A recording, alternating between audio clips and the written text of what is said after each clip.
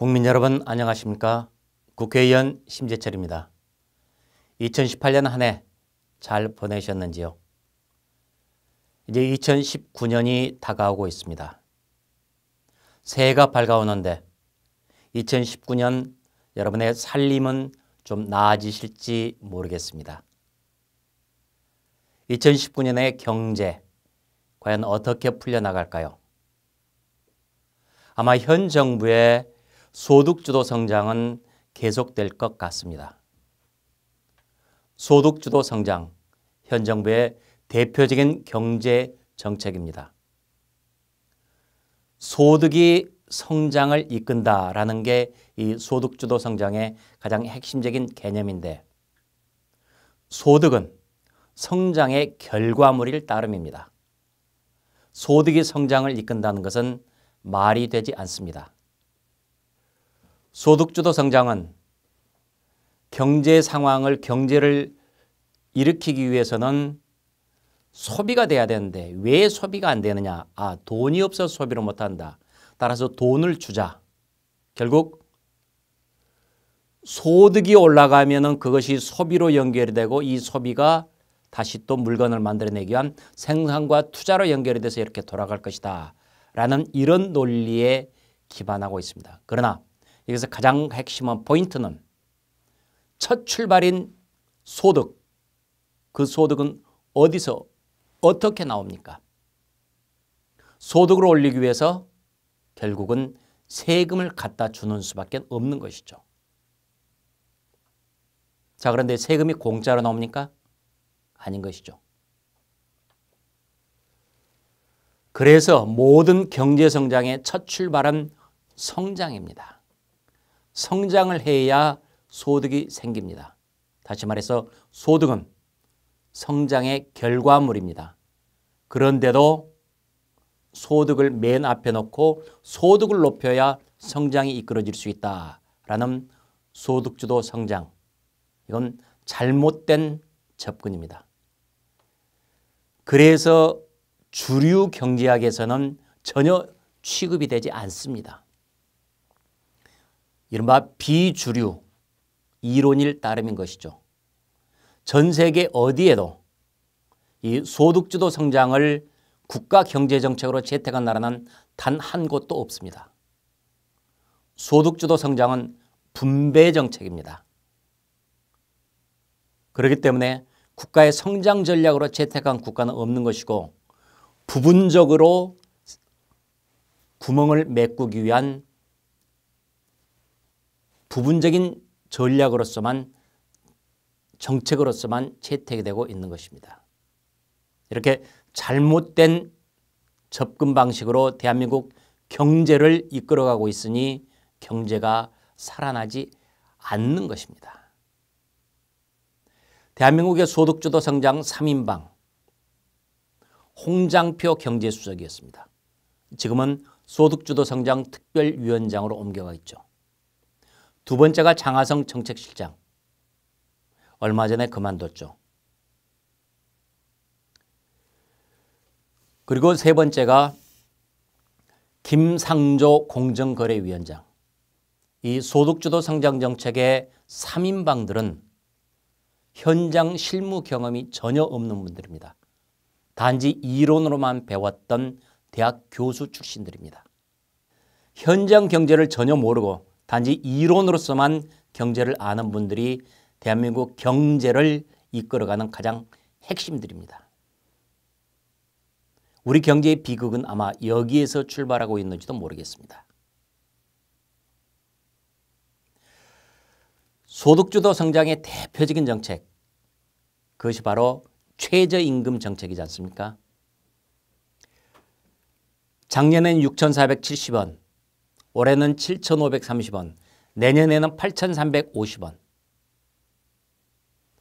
작년에서 올해 내년까지 2년 동안에 무려 29.1%, 30% 가까이 최저임금이 폭등했습니다. 원래 최저임금은 대한민국이 아주 못 살 때 일을 하는데 그야말로 노동력이 착취당해서는 안 된다라는 관점에서 출발을 했습니다. 그러나 이제 소득 3만 달러를 바라본 이 시대, 최저임금 물론 필요한 대목들이 있기도 있을 것입니다. 그러나 이 최저임금을 국가가 강제적으로 업종과 지역에 상관없이 무조건 얼마 이상 줘라. 이건 말이 되지 않는 것이죠. 단 2년 동안에 29%, 30% 가까이 올랐으니 그것을 견뎌낼 재간이 없는 것입니다. 그래서 문을 닫는 기업들이 그렇게 쏟아져 나오고 그러다 보니 일자리가 없어서 실업률이 여전히 높은 청년 실업률은 지금 최고의 정점을 찍고 있지 않습니까? 이렇게 잘못된 접근을 하고 있는 것이 최저임금입니다. 이 같은 최저임금 정책으로 2019년 얼마나 또 많은 사람들이 눈물을 흘려야 될지 모르겠습니다. 참 걱정입니다. 이 최저임금은 지역에 따라서 임금이 높을 수도 있고 낮을 수도 있고 도시지역, 농촌지역 다르지 않습니까? 그리고 또 업종에 따라서 여름에 많은 빙과류, 겨울에 잘 안 팔리지 않습니까? 업종에 따라서도 다릅니다. 업종 현황이 다르고 업황이 다른 것이죠. 그렇다면 업종과 지역에 따라서 최저임금은 당연히 달라져야 하는데도 그러지 않고 무차별적으로 얼마 이상 줘라. 이것은 대단히 잘못된 정책입니다. 내년도 2019년도 최저임금이 시간당 8,350원인데 실제로는 10,020원입니다. 무슨 얘기냐면은 이 최저임금의 주휴수당이라는 게 달라붙기 때문입니다. 주휴수당. 일주일에 15시간 이상 일하면은 하루는 무조건 공짜로 줘야 됩니다. 일주일에 5시간. 그러니까 하루에 5시간 사흘을 일하든지 아니면 일주일에 3시간에서 닷새를 일하든지 일주일에 5시간 이상만 넘으면 무조건 하루를 덤으로 더 챙겨줘라 라는 게 유급휴일입니다. 바로 이 유급휴일 때문에 실제 최저임금은 10,020원이 되는 것입니다. 이렇게 되는데 과연 어떻게 버티겠습니까? 그러다 보니 영세 자영업자들, 소상공인들 줄줄이 지금 나가 떨어지고 있는 것입니다. 자, 그러면 이 같은 어려움들이 과연 2019년 바꿔질까요? 지난 12월 중순 문재인 대통령은 확대 경제 장관에 의해서 소득주도 성장, 그거 수정하고 보완할 검토 여지가 있다라고 말씀했습니다. 그래서 사람들이 굉장히 기대를 했습니다. 그러나 나흘 뒤에 김상조 공정거래위원장은 경총을 방문한 뒤에 소득주도 성장 정책을 더 강화하겠다라고 얘기했습니다. 또 소득주도 성장 정책의 설계자인 홍장표 소득주도 성장 특별위원장은 소득주도 성장 2.0 시대를 열어가겠다. 훨씬 더 강화하겠다는 것입니다. 국민 여러분의 세금을 더 퍼붓겠다는 것입니다. 그리고 지난 성탄 크리스마스 이브 때 국무회의에서는 드디어 유급휴일도 최저임금의 근로시간에 포함을 한다.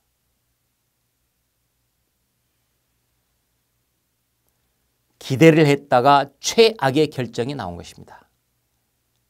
기업인들은, 국민들은 배반감을 맛볼 수밖에 없습니다. 혹시나 하고 기대했는데 역시나 아니었습니다.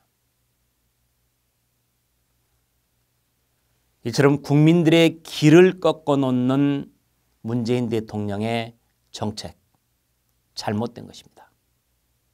하루빨리 뜯어 고쳐져야 합니다. 그러나 12월 연말에 문재인 대통령과 그를 둘러싼 핵심 경제 브레인들이 했던 말들을 보면은 2019년에도 전망은 그리 밝아 보이지가 않습니다. 잘못된 이데올로기를 경제에 접목해서 실패를 줄줄이 초래하고 있는 이 상황이 2019년에도 지속될 듯합니다. 그래서 새해임에도 새 소식으로 여러분들을 맞이할 수 없습니다. 대단히 유감스럽습니다. 2019년 한 해도 경제적으로는 어려움이 다가갈 가능성이 큽니다. 단단히 준비를 해야 될 것 같습니다. 자, 국민 여러분, 2019년 힘들지만은 그래도 버텨냅시다. 어려움들 이겨내고 이 상황들 버텨냅시다. 최선을 다해서 국회를 비롯해서 정치권에서 뛰겠습니다. 우리 경제를 살리기 위해서 정부의 잘못된 정책을 지적하고 뜯어고치기 위해서 최선을 다하겠습니다. 국민 여러분의 건승을 기원합니다.